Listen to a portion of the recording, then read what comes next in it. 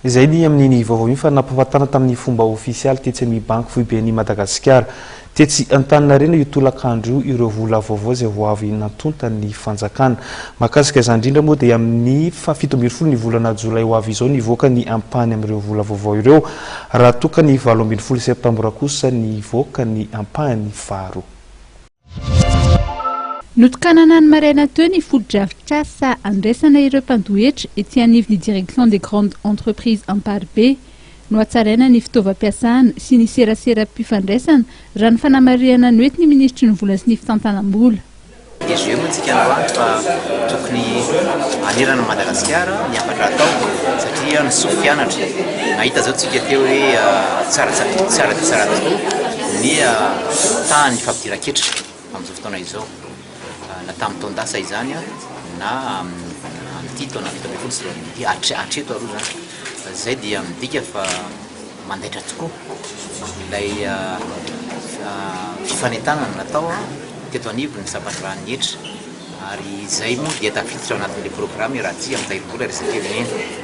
Marina fa programme mahaprograma azy fa tena zava-dehibe dia izao fiaraha-mienta amin'ny fiasan'ny nietra izao mba hanao tena zavatra tsara tokoa, mba hanaova fomba fiasa mba anatrakarina ny tanjoantika rikina hotrakarina izany. Nomarian'ny télé général ny fobe mpitantanana ankapobeny etra fa ny 520 isan-jato ny etra miditra eto amintsika dia avy amin'ireo orinasa vaventy.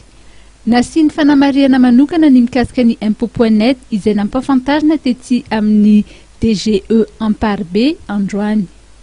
Le impôt.net ity zany araka le nambara teo tsy le hoe toerana fotsiny no tena jerena aminy fa le fomba fiasa mihitsy, hoe le concept zany nambara moa zany hoe manomboka tsika eto amin'ny hoe orinasa vaventy atao direction ny grandes entreprises zany fa karazana tolotra service nomena maimaimpoana ny mpandohetra rehetra zany mamparitaka ereto Madagasikara fa mandeha miandalana moa zay fametrahana izay.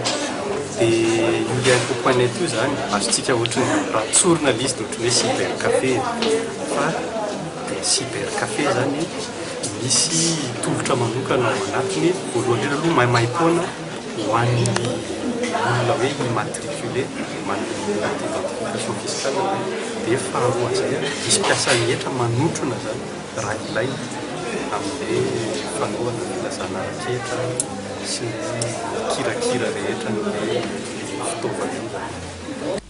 Raha ny fampidiran-ketra tamin'ny enim-bolana voalohany no resahana dia tratra ny tanjona ary ny ohatry ny 70 miliara ambony ny vinavina aza.